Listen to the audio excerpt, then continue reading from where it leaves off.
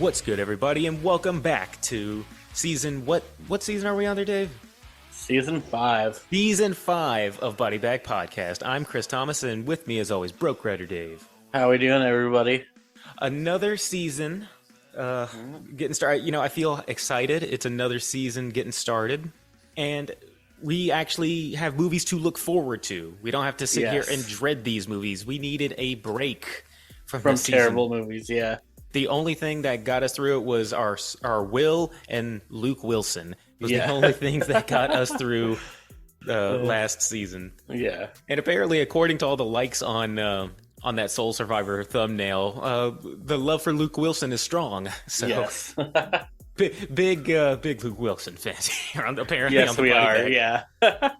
Yeah. Whether he's playing an out of character priest or playing in a comedy like Old School. Exactly. But this is the season of, what would you say? The season of personal favorites? Yeah, I'd say season of our of body bag favorites. Yeah. Body bag favorites, the grab bag, body bag, grab bag of favorites. And I won the coin toss, so I go first. These are movies that whatever time of day, whenever they're playing, I'm watching it. Yes. Or I go out of my way to watch these. Yeah. And and those are hard to narrow down. So when I was making my 3, 1408, room 1408 is the one that I chose today. Yeah. Now, why 1408? I mean, it's a Stephen King story. You know, why not The Shining? Why not Misery? I mean, I do love all those movies. Yes. But there's something about room 1408. Like, first off, I don't think it gets talked about enough. No, not at all. Yeah, I mean, you hear more people talk about Tommy knockers than room 1408 sometimes, but... I think this is only the second time I've ever watched this movie. I haven't seen it in like a decade before the review, so... This actually falls in the category of went into it not really having any expectations when it came out in theaters. I was like, what's the date on this one? June 22nd of 2007. Meaning I would have been 16, so still not legally able to go, to a rated R movie. This was a PG-13 movie. And I don't know. At the time, I was like, oh man, PG-13 horror. I mean, it's going to be cutting down on the gore. I mean, it's going to cut down all the blood. You can't really cuss that much or anything, Yeah. And I walked out of this movie pleasantly surprised.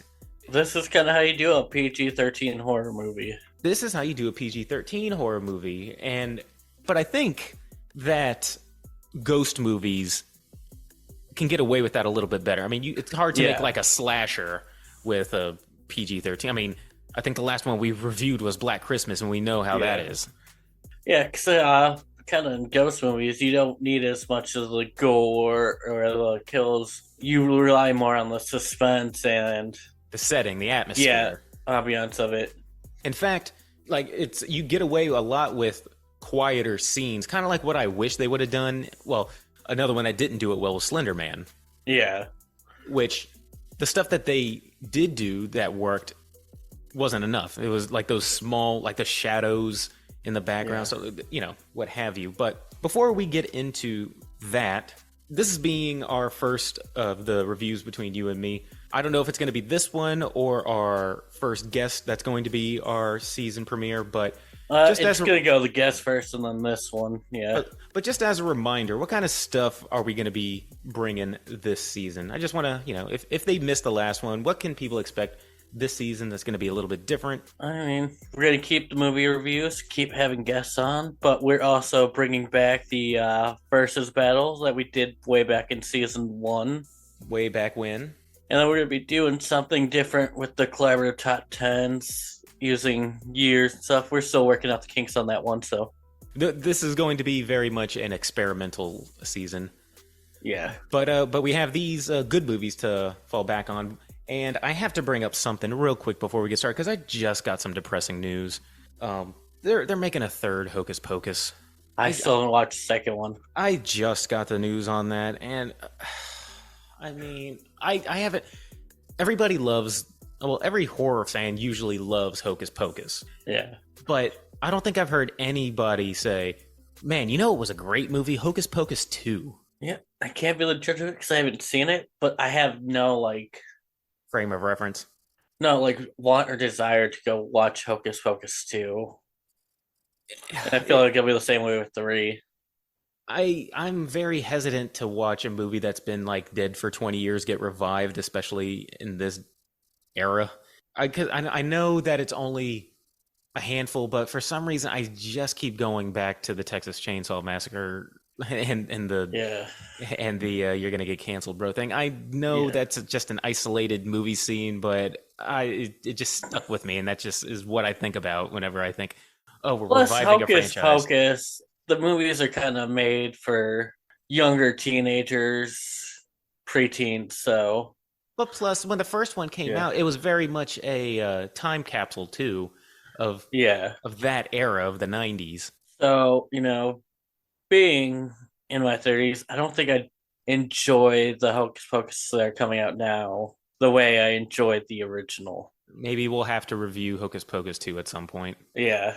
But well, we're going to set that aside. I just needed to say that at least once because I was bummed out when I heard it. But onto something that I am looking forward to, Room 1408. So you said you enjoyed just kind of talking about this movie. This is going to be spoiler talk all year, all season long. Yeah. I mean, it's not like we're going to be reviewing any movies that have come out like right as they come out, so. No, they're not all going to be like Evil Dead Rise or anything like that. Even that, when it comes out, it'll be 4 months after release date, so. These are all personal favorites, which means they've been around a while. And exactly. So, if you clicked on it, first and foremost, spoiler alert at the very beginning. And I'll bring up the one sentence sum up. A skeptical author spends the night in an actual haunted hotel room, and it screws with his mind. Will he escape? Yeah. So now you've seen this movie. You said you hadn't seen this movie in a while, since like years. Yeah. I don't think I've seen this movie since it first came out, 2007, 2008 is probably the first time I watched it. You know what I compared this to? Because when you think Stephen King and then you think ghosts and whatnot, you automatically think of The Shining. Yeah. The way that, if you're wondering what Room 1408 is and how I equate the two or on the scale, I would say that The Shining is like The Godfather and Room 1408 is like Goodfellas. And by that, I mean, everybody knows that The Godfather is a classic and great, but I've seen way more people who will watch Goodfellas on a more regular basis. Yeah. You get more scares for your buck. It's less of a slow build and more of a mind fuck. Yeah. But what did you think about it coming back after, a couple of years? I mean, it's a really good, enjoyable movie. It's aged well since 2007. About 15 years since the last time I've seen it. So the fact that 15 years, it's still a good movie. Because there's a lot of movies that you'll see and then not watch for a long time. Then you go back and watch them and realize they don't age too well. And the story that they tell is, I think, also easier to follow than The Shining. Yeah. It is a very straightforward movie. It's a skeptic who comes into contact about the stuff that he's skeptical about. Yeah. That's the bare bones of it. Yeah. And not gonna lie, I forgot how it ended. There's actually, I didn't know this, but there's actually another ending. I didn't know it. Which ending did you see? Where he burns down the room? Yeah. Yeah. But I forgot how it ended. Mm-hmm. So when he kind of has the false dream of him waking up after drowning in the wake crash, I thought that was going to be the ending, and I got really mad about that. I liked the fake out. Yeah, I didn't know it was a fake out at all. I was just like, oh.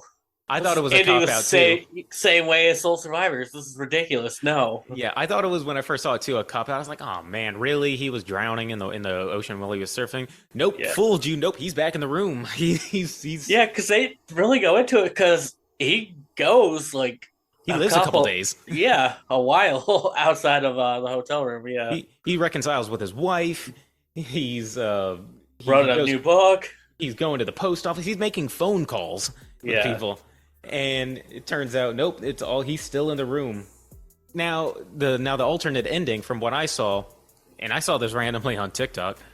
I guess I was down the Stephen King talk rabbit hole. Yeah. And you have the regular ending in which he burns down the hotel room, but he's rescued by the firefighters.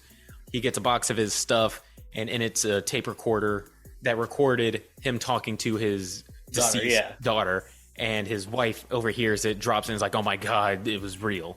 Yeah. Now, the alternate ending from what I saw is he dies in the hotel room, and you see like the rubble of the burn down of some of the hotel room where he was, and you see his ghost still staying in the hotel room. Like his ghost never left that hotel room, even though it got burnt down. Oh. Now that one's more interesting. Yeah. Now that one's a lot more bleak, and I'm all for having a nice bleak like ending. But but sometimes I like a nice happy ending too. So I will take him. Yeah. I'll take the happy ending on this one, yeah. I will take the happy ending on this one. Because he goes through it in this one. I feel like he kind of deserves a happy ending by the end. Now, I just kind of want to talk about why this movie works. Because there's a couple. We mentioned Slender Man, and I don't know off the top of my head, like, movies that do that are PG-13, but... You know, I used to be of the mindset that if a horror movie was PG-13, it wasn't really worth watching. Teenager. Yeah. I was a teenager. Point by point, let's just talk about why this movie works and how you don't really need a whole lot of gore for this. Yeah. My number one reason about why this movie works compared to movies like Slender Man is our character. Like, our one main character in here, they do a really good job developing his character and giving us reasons to care about him. Mike Enslin, played by John Cusack, is our main character, by the way. Unlike Slender Man, where you just really don't give a fuck about any of the people in that movie. Unlike Slender Man, just kind of throws us into this group of friends, and we're supposed to care about... In the first, 15 minutes, we're at least being introduced to our character. We know who Mike Enslin is. They don't have to spell out necessarily everything that's going on with him, but from the first 15 minutes, he's a skeptic. He's an author. And there's some tragedy in his life. Yeah. He's estranged from his ex-wife. You kind of can understand probably what the deal was. They don't have to sit there and spell it out for you. No. So probably another reason why I like it is because now that we're trying to be delving into writing and we've interviewed our share of authors, I appreciate an author as a main character. Yeah. Which, Stephen King is known for, Misery, Shining, Room 1408. He writes about writers. Yeah. Write about what you know, I guess. And I can understand the frustrations of an author trying to get out of a slump. Yeah.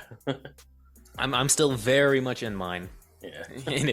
and I'm holding some unspoken resentment to Dave because he's progressing way faster than I am. But so yes, we have good main characters. Another side character, we have Samuel Jackson, who is the owner, or not the hotel owner, manager, manager of the Dolphin Hotel, which is where this takes place. Yeah. And the title of the movie, In Room 1408. Now, the setup for Room 1408 is that there have been dozens of deaths in that, some caused by murder, some caused by suicide and natural causes. Yeah. The whole shtick of the room is that it makes the people go crazy and make them want to kill themselves. Yeah.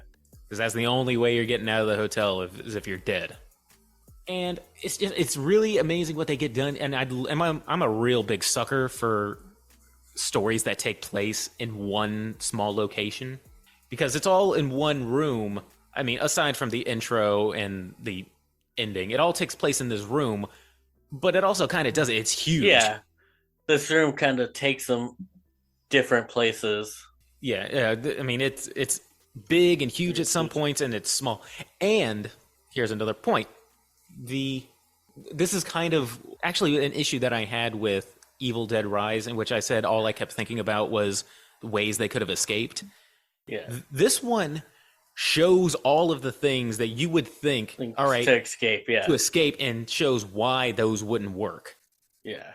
He tries to go out the window. He can't do that. In fact, they do a little mindfuck where he sees somebody across the street at the other building, and it's himself. Yeah. That one was a real good... I enjoyed that. Yeah. He tries to go through the air ducts. He gets chased by some dude wearing a exterminator mask, it looked like. Yeah. Chased out of the air vents. He gets chased out of the air vents. He tries to get somebody else to come into the room. he tries to like Zoom talk his wife into coming in, like trying to get him, and the room still fucks with him. Yeah. Tries to go out the door. Doorknob just falls off. Yeah, it's just a really, really tight like script where you're sitting here, I love that we're, because he's not dumb. He's sitting there like, all right, he exhausts his options. Yeah, because as the first couple things are going on, he's like, this isn't real. He's trying to figure out how the manager is doing it to mess with him. Yeah, he's still a skeptic through and through until about a little over halfway through the movie. Yeah. Which I love that he keeps thinking, all right, it's the manager screwing with me. It's Samuel Jackson up to his wily ways. Yeah. Trying to get me to say this place is really haunted. Yeah, because his whole thing is that he writes about, he's written like 4 or 5 books, like 10 haunted graveyards, 10 haunted restaurants, 10 haunted whatever the heck. And so now none of them's actually been haunted. He's just kind of been making up the stories. He knows more businesses. Yeah, he knows how to like fluff up a piece and make it like, oh, there's really nothing going on in this place, but I guess I could. I think he complimented the picture on the wall though. He's like, nice picture though. So it also isn't just horror either. There's a fair amount of humor in it too. There's a lot of it to this one. There's some humor in it, especially considering he's a skeptic. Like the room is very sentient and knows, it's a living entity. It's not a ghost. It's as Samuel Jackson said, the room itself is evil. Yes, as Samuel Jackson says, it's an evil fucking room. Yeah. So one of the first things that it does is it like puts the temperature up to like 80 degrees, 90 degrees or something like that. A little bit of foreshadowing, seeing as how he ends up burning the place down. The room, yeah. And he opens up the door. He gets the maintenance. He calls the maintenance guy, has the maintenance guy come to the door, and the guy sees him like sweating. And he said, "Is the room hot or too cold?" And he's like, "What do you think?" What do you think? I'm in a Hawaiian shirt right now, sweating. What do you mean? And I love that the maintenance guy's like, "I'm not going in there." He's like, "I'm gonna tell you how to fix it." Yeah, John Cusack is the right amount of sarcastic in this movie, which it just endears him to me even more. Yeah, because he doesn't push a line to where it's like he comes like overly sarcastic, kind of like asshole. He kind of rides that line perfectly in this movie. Yeah, and again, though they pull back on it, there is a fair amount of scares in this. A lot of them are jump scares, and usually I have a problem with that, but I think in this case it works. Yeah, I mean, it works for the most part. Is that it sounded like you were a little hesitant. Was it getting a little tiresome? I wouldn't say it's tiresome. It's just you feel like jump scares and like quotations. Well, there's a couple there, and it's because I think it works because since you're in a confined room, like a lot of the scares are going to be he turns a quarter and then something like pops out, or he looks up and then boom, something's right there. Yeah. But I've always said that there's like a time and place for jump scares. And I think for the most part, this does it well. Yeah, better than most. So better than most, I'd say. So as I said, the ending, he eventually, at one point, the room messes with him to the point where he feels like he's drowning at one point. Yeah. That was probably my favorite scene. Because you have the picture of the boat on the rough seas, and then all of a sudden, that room becomes that boat. And he's out in the middle of a storm. Yeah. Out in the middle of the ocean. I thought that was awesome. Yeah. Which leads up to probably my favorite scene is when he's in the post office and then he slowly starts to like look around and see things looking familiar. And then the people in the post office start ripping the post office apart. And then by the time they rip everything down, he's back in the room. Yeah. I liked that scene. I thought that was a really cool scene and a really kind of like a messed up way to be like, oh no, he didn't leave. So essentially, it's a you're the info guy there, Dave. How long is this movie? It's it didn't feel like it was that long. Actually, it's 104 minutes, so a little over an hour and a half. Yeah, and that's not long at all. So it's like about 15 minutes of setup. Yeah. And then the majority of it is in the room, and then probably like the last 10 minutes, essentially he burns the room down. He has a bottle of alcohol that the manager gives him. Yeah. sets the room on fire after he actually has a conversation with the room itself via telephone. Yeah, that was one of my favorite scenes where it's like, do you want another hour of this, or do you want to take the express checkout and start dropping nooses all around the room for him? Yeah, because he's been in the room for what feels like hours and hours and hours, and if you consider it faked him out to think he was out days. Yeah, but it's only been an hour. It's only been an hour, which the rumor is that no one's ever lasted an hour in room 1408. Yeah, but just because he lasted an hour, it just resets. Yeah. So he's going to have to do this for all eternity unless he kills himself, essentially, is what the gist is. Basically, yeah. So I love the way he went out, though. He's like, hey, if I'm going out... Taking you with me. I'm taking you with me with this fine bottle of scotch that I got. Yeah, but like I said, it's, 104 minutes? Yeah. I say about good 60 minutes of the movie you're in the room, which is nice. Yes, you're in the room for a good amount of time. Yeah. But it's also, you want to also see what happened. But they spend a good amount of build up beforehand. Yeah. Actually, I think you only... I want to know if it mirrors the actual, 60 minutes. Oh, you mean like if you were to start the timer at when he walks in the room and it, like, the second it ends, has it been an hour? Yeah. I'll have to check that out. I'll have to rewatch it and, start the timer. Because it's pretty close, the amount of time we spend in that room.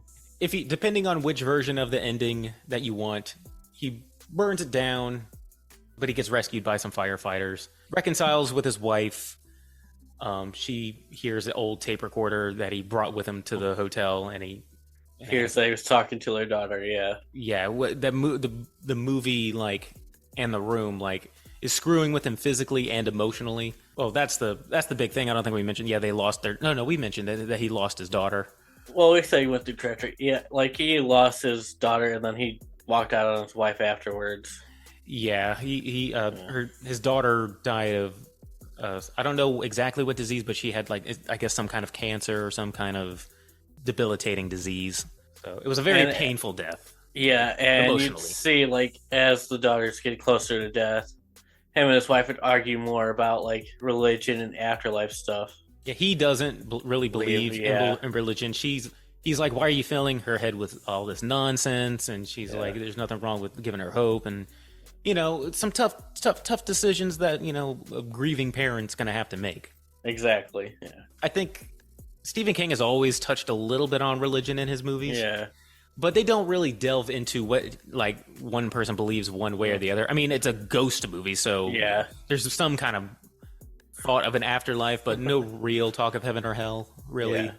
So it doesn't really get too deep into that if you're worried about oh man, is this going to be all heavy-handed with anti-religion? It's not really like that. It's just, not at all. It's little bits and pieces, and it's like a realistic conversation between two parents with a dying child. Yeah, so I'm glad that it didn't really... There is a talk of some kind of afterlife, but not really heaven or hell. No, it's not focused on all that much. Yeah. Which I think if they did, I think in the hands of a different story thing or story team, they probably might have tried to finagle some more of that kind of stuff in there. This movie doesn't need any more of that. It's just a small story beat in a larger story, which is perfect for this. Which it itself is not a really long story if you go by the source material. I heard or I listened to some of the audiobook version of 14 Hours. It gets really graphic though with how intense it can be in there. Yeah. I think at one point there was noises so piercing it was making his ears bleed. It felt like he was on fire. It was a lot of really descriptive stuff, but they do it very well. It's a pretty good adaptation, I thought. Yeah, I feel like it's one of the better Stephen King adaptations. So now I was going to bring up a topic at the end of this thing to kind of add a little bit of time onto this thing. So we've essentially said the plot of this thing and kind of how we feel about it. So this one doesn't have any real kills of it. But no. How about our favorite scene of the movie? How about, aside from the two that we just said, how about the scene of the movie? Scene of the movie. Or scare of the movie. I'll say either of those two. I'll say I mine. would say like my favorite part is kind of when he's like trying to get help out the window. That was gonna be mine too. That was such a good like And the tense room scene. messes with him so much he almost falls out. Mm-hmm. Yeah. And the camera pans out and it looks like it's an endless balcony that you can't get off of. Yeah. He tries to throw something down to get the attention of somebody on the street and it just disappears. It just disappears. He tries to wave at somebody from across the street and it's like mimicking his movements and then realizes it's himself. That was a very good scene. So we both have kind of the same scene of the movie. Yeah. Backup one would have been the post office scene, but that one was definitely a pretty. And it didn't have any jump scares in that one, except for when he's trying to get back into the room. But the whole window scene was just done very well. So now I guess these are, well, at least one of us is always going to have a high ranking for these, since these are our movies of the, our favorite movies. Yeah. So, but that doesn't mean that the other person is always going to have, we have different tastes. Yeah. So I think my movie I picked next, I think you're either going to really enjoy it or really hate it. So we'll tease that at the end. So, I keep liking more and more we keep doing this. I like the scale that you and me kind of compromised on, our 30-point scale broken down into 3 parts. Yeah. So it works. It works. I think it was the best of both worlds. Yeah. So, all right. So we'll start with technicals on this one. I mean, technically, it's a pretty tight movie. It's shot really well. CGI is pretty well done. So, I'd probably give it an 8. Yeah, I will say that maybe there was 2 or 3 jump scares that made it a little too much. I would say I'm the kind of guy who likes to use them sparingly. I know I said earlier that it works here, but I think there may have been maybe 1 or 2 too many jump scares. Yeah. Or jump scares, loud noise. Oh my God, what was that? There was for the most part it was done well, but I think if they took out 1 or 2, it would have been a little bit better. Yeah. Because once you see it twice, then you're like, all right, I'm expecting jump scares now. Yeah. I'd say about an 8 too. I mean, it's a well-made movie. Yeah, it's visually well done. So visually well done. It's a good spot for it. Story. I will say, yeah. Go ahead. Sorry. It's a good story. Mm-hmm. I mean, it's not like top tier favorite. So yeah, I'm going to give it like a 7, just because it's a relatively safe story that you have seen before. Yeah, it is. I'm right there with you. Yeah, with 7. Yes, it's a skeptic, and he's he becomes a believer. I mean, nothing wrong with that story. It's done well, but I'm giving it a 7 just because it plays it safe in that narrative. It doesn't really. Now a real mindfuck is he goes through all of that and he still doesn't believe. Yeah, that would have made it jump to a 9. would have been like, all right, dude, hey man, you okay? Stick it to your convictions right there, even though you've been proven wrong. Yeah. All right. So and enjoyment.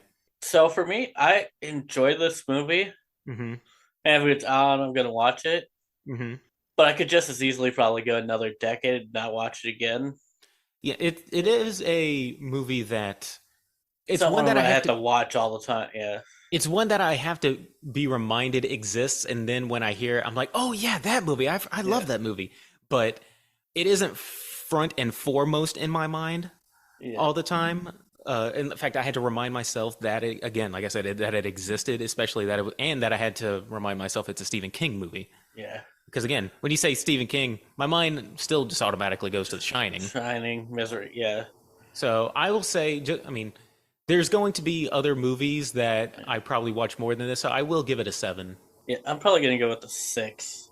6? Yeah. So all above average scores. So that was a 8.77, I think, for me. Yeah, and then 8.76 for me, so it's average 21.5, so it's pretty good. 20 out of 30 is good. Yeah.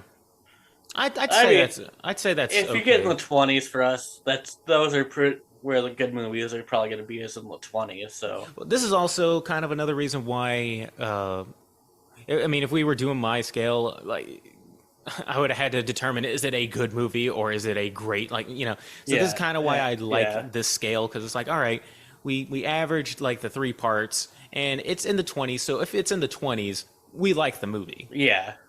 You know, so. Like, I feel like anything above like an 18 is probably something we've enjoyed. Yeah. And anything that's like, whereas a 15, like down the middle, would be something like My Bloody Valentine. Exactly, yeah. Which we still liked it.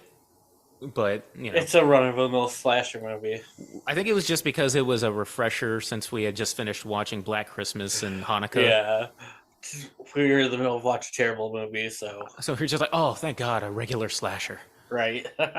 But I would say that this is, you know, I'd say a couple of points above your typical ghost, like, scary movie. Like, I would watch this over.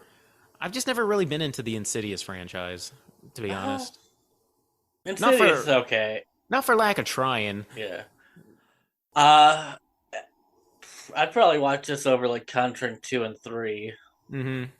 Yeah. Well, maybe I have to you know, maybe I have to go back and rewatch that series, because it's been a long time. Maybe, you know, but ghost movies in general. But when it comes to ghost movies, my favorite is probably Sinister, because it combines ghost movie with a slasher movie. So. Oh, I thought it was 13 Ghosts.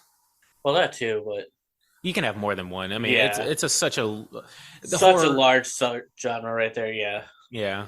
So, all right. So instead of making these their own separate videos, I thought we would just kind of give this little thing a try, a little topic talk. Yeah. I wanted to have a little section at the end of these to kind of touch on some more serious kind of things, or things that are either issues that in Hollywood or things that are not really issues, but people make a big deal out of it kind of stuff. And before we get into something like very deep or anything like that, I thought we would, something just generally speaking, I'll tell you why I thought of it this way. I was on my way to a meeting earlier yesterday, and all of a sudden I heard a song by Michael Jackson. I think it was Human Nature. Yeah. I like that song. Yeah. And then, of course, I started thinking about Michael Jackson, and I thought about the documentary of Leaving Neverland. And I just wanted to pose the question, because I also talked to my niece. Plus, we had William Perry, who worked with Michael Jackson, and said, from what he knew, Michael Jackson was a good person. So it's like, yeah. So when I was talking also to my niece the other night about how my favorite family sitcom growing up as a kid was The Cosby Show, and and it's unfortunate that now has the stigma, that it does. Cosby, yeah. So I just wanted to kind of throw out the question of, like, at what point can you separate the art from the artist? Like, I mean, even now, like, we have at the time of this recording, The Flash is coming out sometime within this month. Yeah. And we Ezra Miller has all that stuff, attached to him. Coming out that he's like a terrible person. Yeah. But a lot of people still say, I'm still going to go see, The Flash. Yeah. So Grant Gustin will always be my Flash. Grant Gustin's going to be my Flash too. If DC was smart, they would just recast Grant Gustin, just take the L on this one, reshoot it. You would get so much return on your investment if you just cast Grant Gustin. You got 9 seasons of TV with him that were great, and he's all in all through like 9 years, nothing bad has come from him. Yes, seems like a reasonably well-adjusted good person. So yeah, and he now personally, I think the quality of the CW shows have gone downhill drastically, but he himself has been fine. Yeah. He himself has been a great Flash. Yeah. So I really think that if they were just take an L and recast him, that would probably revamp the DC universe more than But you know what? But then again, what do I know? I'm a co-host of a podcast, and that's Hollywood. Yeah. But more close to like kind of our genre here, you have I don't know the name off the top of my head, but the director for Jeepers Creepers. Yeah. Which is a disappointment to a lot of people, given that as a creature, the Jeepers Creepers, the creature. First movie is one of the great movie, fun movie. Yeah, Victor Salva. And it's always unfortunate when you have a good movie that just gets tainted by the person involved. I mean, the movie we were talking about today, 1408, from the Weinstein Company. Yeah, and so was The Burning. Yeah, I mean, Harvey Weinstein is in so much of he was part of some of the Halloween franchise, part of Scream, part of Burn. Yeah. So now let me ask you: can you go and like watch Jeepers Creepers and separate your the guy from the movie, or do you have a hard time with it? Like, I could go and watch the movie and just enjoy the movie, but I feel like if, like, one of those things, like Victor Salva, like, they did involve kids, so if we're going to talk about it on a public forum, well, we don't have to to remind people that Victor Salva is a giant piece of shit. You know, just I was gonna say, you know, we don't have to get like too graphic or anything with what he did, but it involved children and it was disgusting. Yeah. So it's just hard, you know. Yeah. You know, a lot of these aren't going to necessarily be like, well, we have an answer for that. It's just topics that, you know, are kind of crop up. Like, I could personally go and enjoy a movie and stuff. My issue comes with when it comes to talking about it here on the podcast.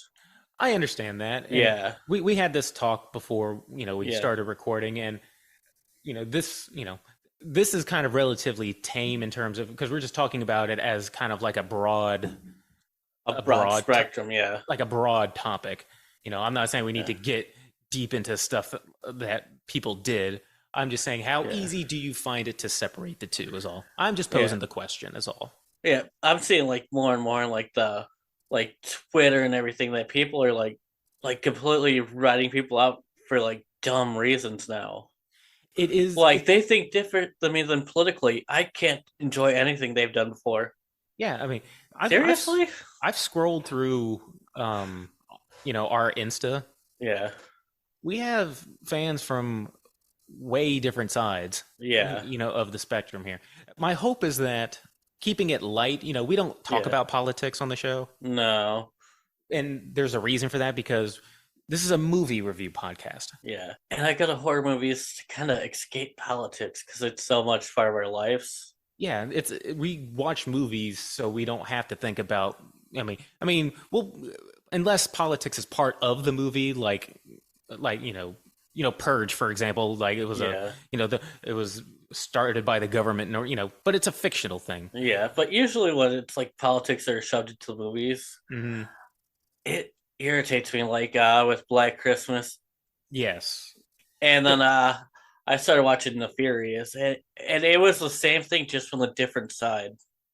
Yeah, I mean, I felt like I'm just getting preached at. I was like, I don't like this. Yeah, it's kind of like, you know, we're pretty fair on both sides, because Black Christmas, in terms of ideology, I'm like right there with you. But damn it, you're bashing people. You're not winning over anybody. Yeah, like we said during that, like, you could empower women without having to tear down men. Yeah, vilify all dudes. Yeah. And, you know, the way I heard people describe it is the entire movie is basically spoken as a giant Twitter argument. Yeah. Which is a great way to... I think that actually puts it better than how we put it. But it's just like one big Twitter argument of 29. But more so than that, it was boring. And it was just frustrating to watch. Yeah, if you're going to shove politics in their face, make your movie interesting. Like, that's why I give the 2013... I think it was 2013. 2008. 2008. It was around, let me check. Yeah, it was I mean, we it's not a good movie really, but it was. But it was enjoyable. It was 2006, by the way. Oh dang, even earlier. But we like it because it was like, at the end of the day, it was just ridiculous with the gore. Yeah, it had a pretty solid cast too. Yeah, I liked the cast, and it was. I give it a pass, but sometimes you do that. So, but you know, I digress. So we don't really have necessarily any kind of real answer. It's just, I think, at the very end, open up the dialogue. Yeah, just open up the dialogue, and they're not always going to be, super heavy or anything like that. No. But just, just a 10-minute discussion of how hard do you find it? I can watch a Kevin Spacey movie. I don't think I can really, for some reason, I can't watch House of Cards, but I do like Usual Suspects. Yeah. I guess just at the end of the day, is there any kind of so terrible? It just kind of takes it away from you. Yeah, well, I'm trying to think if there any property that I'm I can't watch it anymore. Yeah. I guess not. I mean, I can't think of one off the top of my head. Yeah.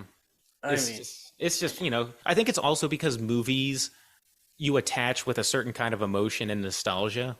Yeah. Like with Jeepers Creepers, when they come out, we were 11 years old, 12.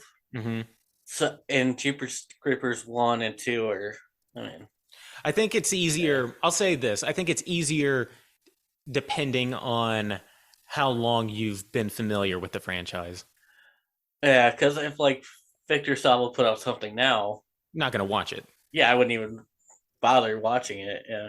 Be the greatest movie ever. It's no.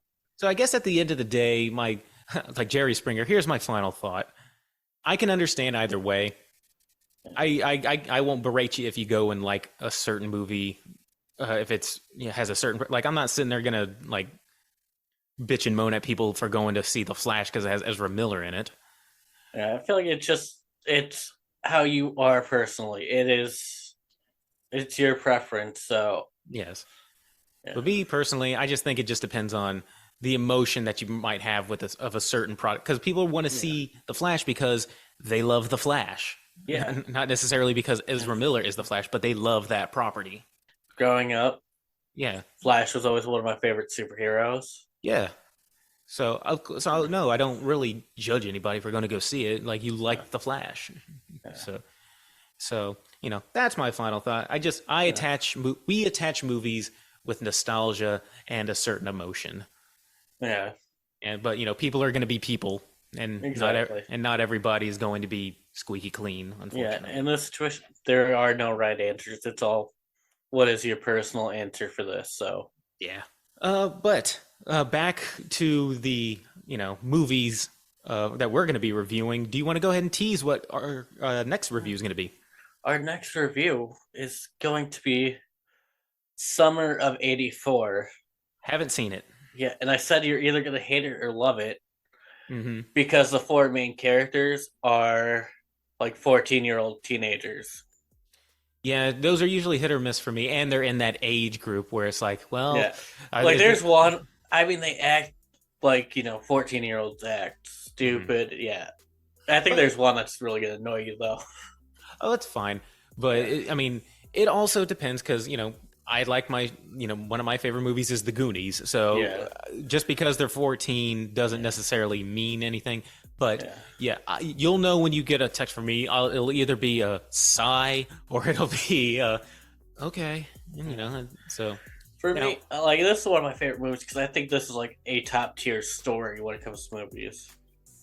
This is is this one of the Cabin by the Lake kind of movies or no? I don't know why, for some reason, I always think summer camp when I hear Summer of '84. Yeah, you'd think so, but no, it takes place in the suburbs during 1984. Okay. Now, do you want to There's not a lot of gore or anything, but it's just such a well-told movie. Hey, this is your pick, man. We all have... Yeah. This is why this is us treating to ourselves. Yes. So, now, do you want to assign homework? We're doing homework this season, because... Every time we bring up, have you seen this movie? We want to expand each other's repertoire when it comes to these movies. And so we decided sometime this season, we're going to be giving each other homework. He has to see this, I have to watch something else. And then we kind of give a little mini review of what we thought of it in their own separate episodes. But do you want to assign homework? And then sometime down the line, we'll make it an episode? We could do that. I already have one for you that would be a homework assignment for you because I don't think you've seen it.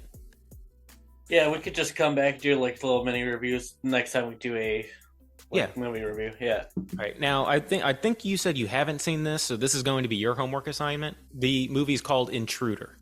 Intruder? Okay. That is an early Sam Raimi movie. All right. That's on Shudder. I actually have that playing in the background as we were doing this review. All right. I think you'll like it. And you have to see The Exorcist. The fact that you have never watched that. It's criminal.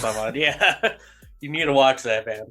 It's one of those things that whenever The Exorcist gets brought up, I have to kind of like hang my head in shame a little bit and kind of back can we talk about something else? I don't want to admit that I never saw it. Yeah. I watch old obscure movies like Vampires from Outer Space. So. And Exorcist, I think, is on HBO Max is gone now. Now it's just Max, but which is so stupid, right? Like I didn't realize they did that until like a couple days ago. Well, there goes our HBO. What's the word I'm looking for? Sponsorship. Yeah.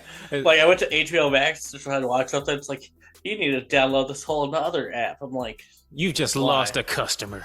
It's like, why? But okay. But we're still holding out for you, Daddy. Is it on Shudder?